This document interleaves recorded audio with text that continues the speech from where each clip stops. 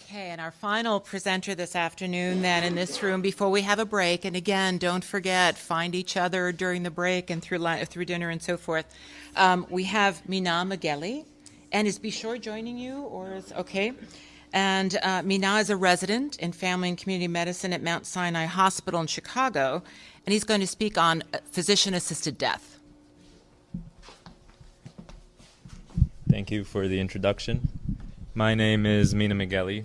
I recently graduated family medicine residency in Chicago.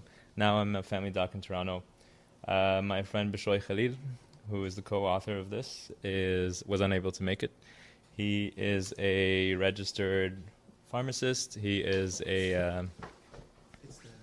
It's the cord, huh?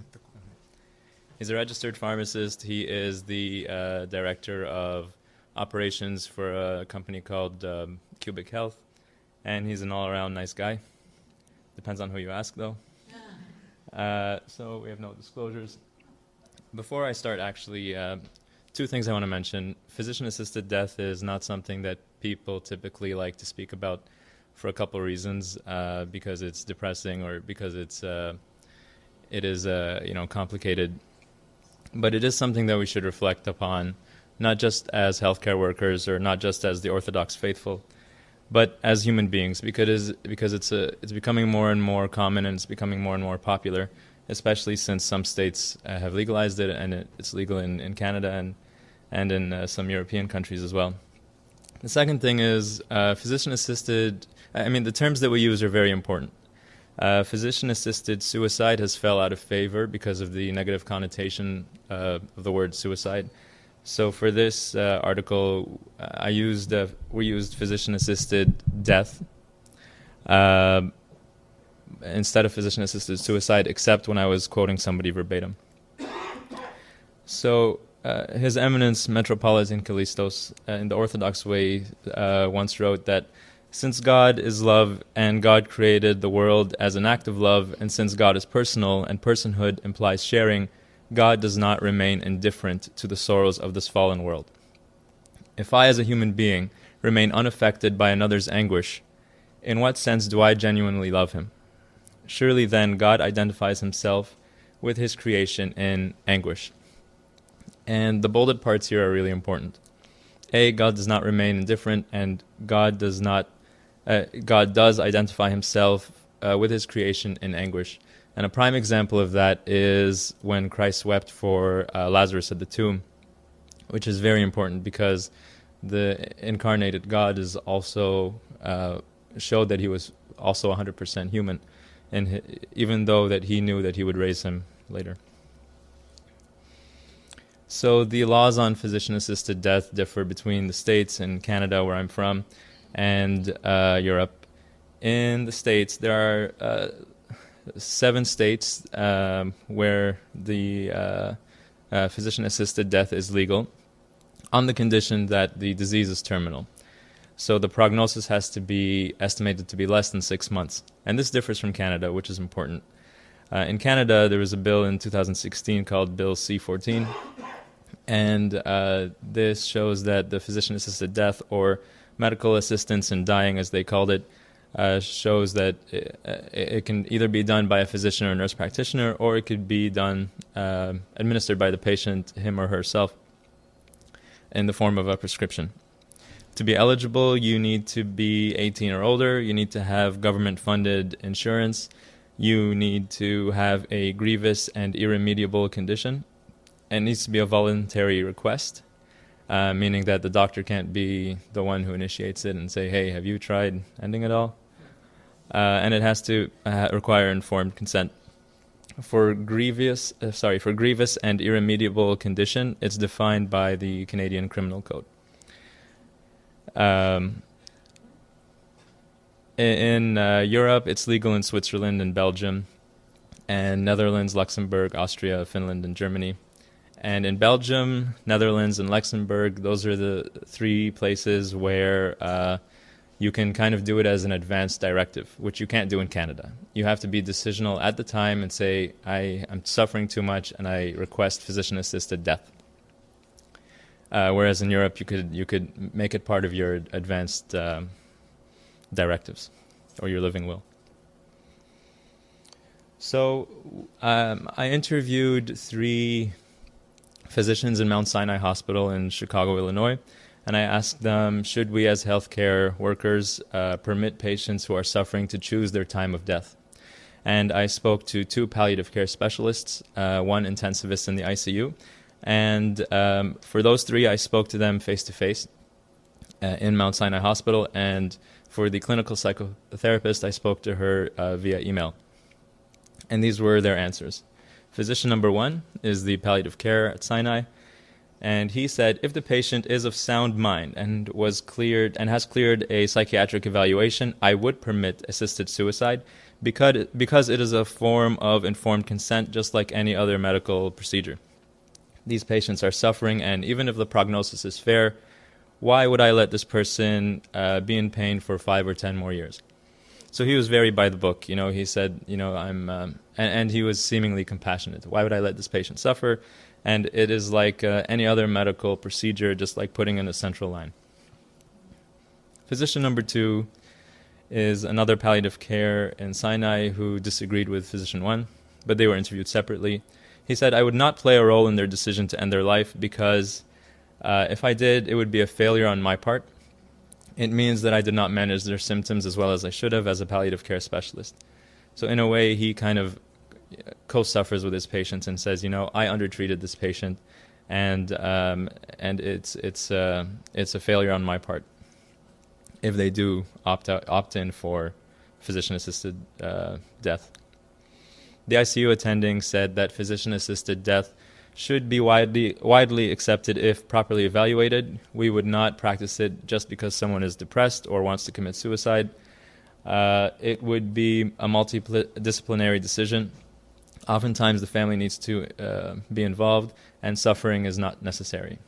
When she said this last line, I didn't write it down, but I asked her, so suffering is not necessary. I repeated it, and she said, no, it's not. And I said, suffering is never necessary? And she said, no, it is not. So she stood firm on that. The clinical psychotherapist was from Texas, and she said, as a psychotherapist, when I hear a physician-assisted suicide, my mind immediately goes to psychological pain. I treat many individuals who are in a lot of psychological distress, and at times they have considered ending their lives. I would argue that when we are depressed, bereaved, or in physical pain, we are not ourselves. I've seen it time and time and again. Once the depression lifts or the pain is resolved, my clients look back and can't believe they ever considered suicide. If a depressed person tells you they want to end their lives, treatment is indicated. I don't see physical pain as being any different. Treating a person's physical pain is a medical necessity, but taking their own life should not be part of the treatment choice. Our lives are not our own to take. If this were included in the conversation, it would make for a very brief one. And the main parts here are the ones that are bolded. If we are depressed, bereaved, or in physical pain, we are not ourselves. Therefore, our consent should be scrutinized more thoroughly.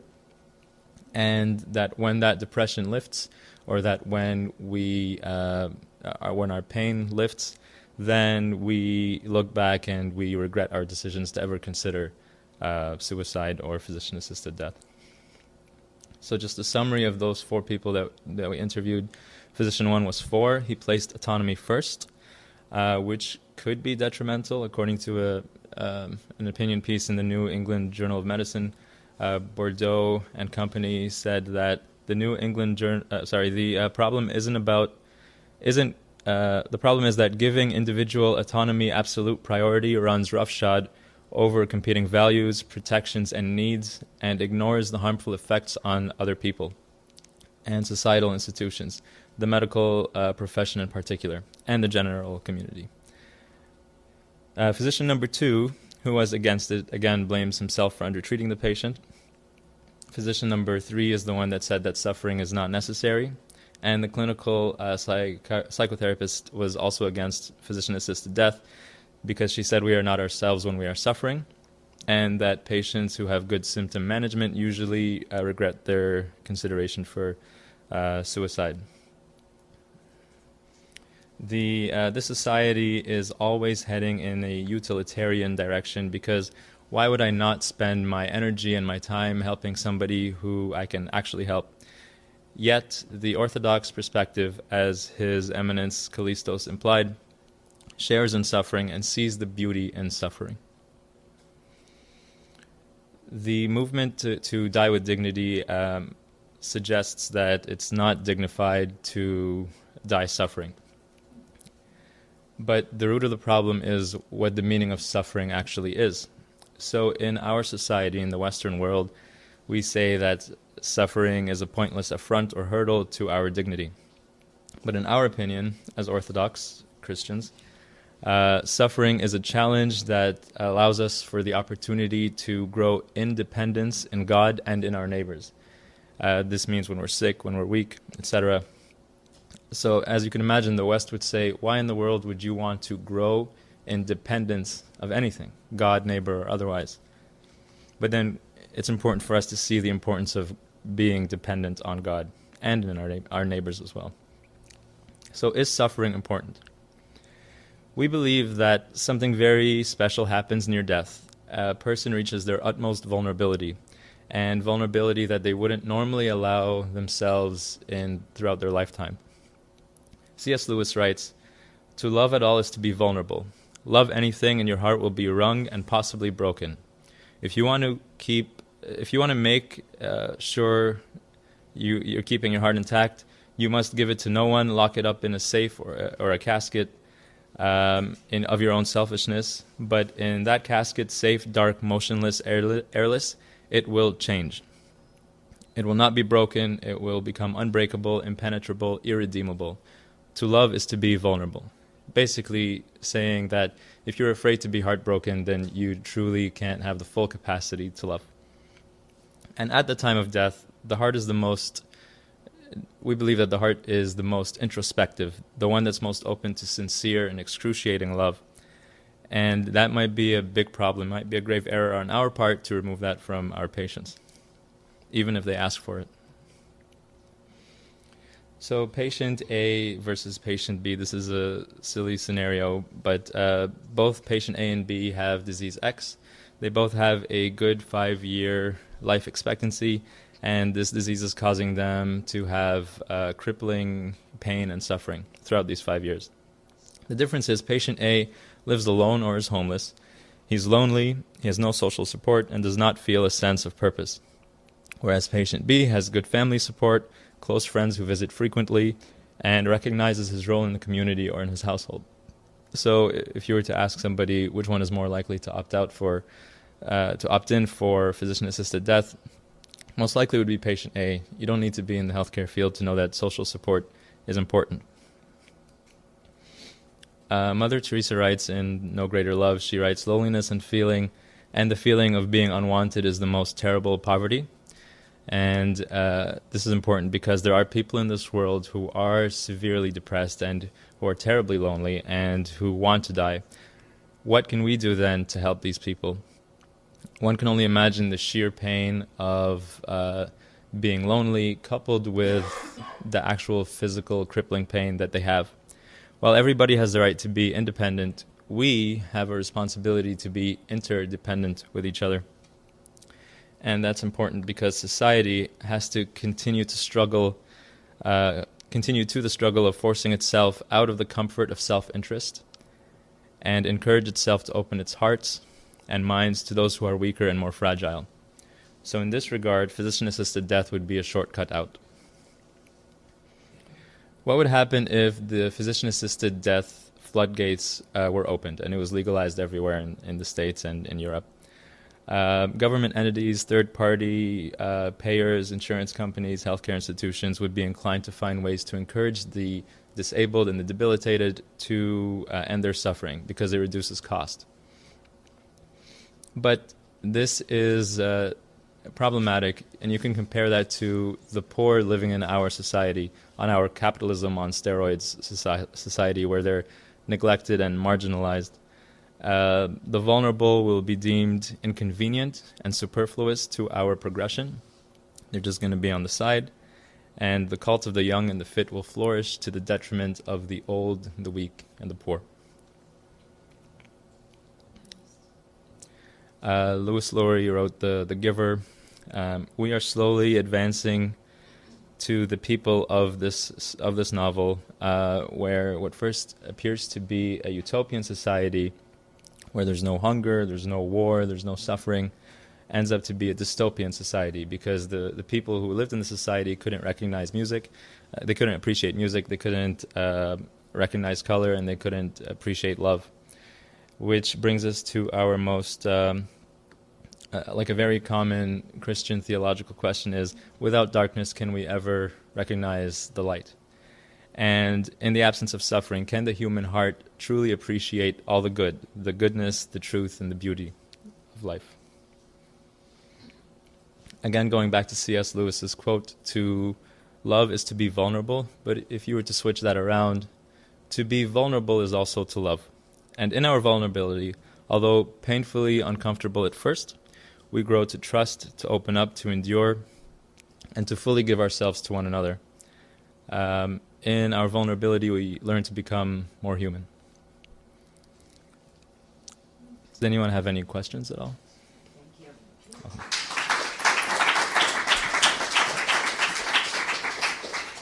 Please come forward.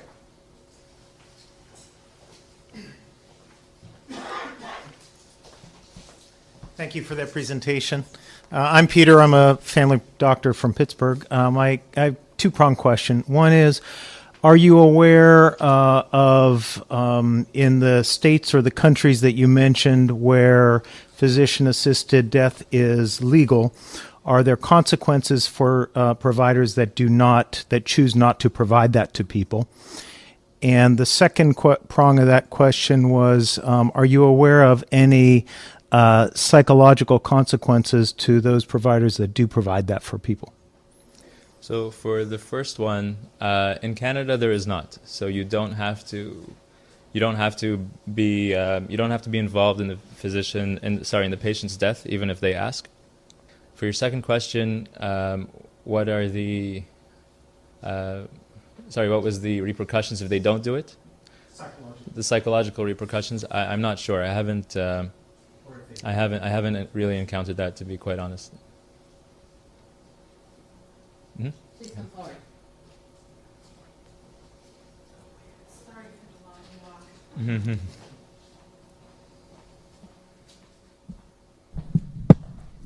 Mm-hmm. I'm Katya Hill from Pittsburgh, and I participate in a Pittsburgh ALS clinic.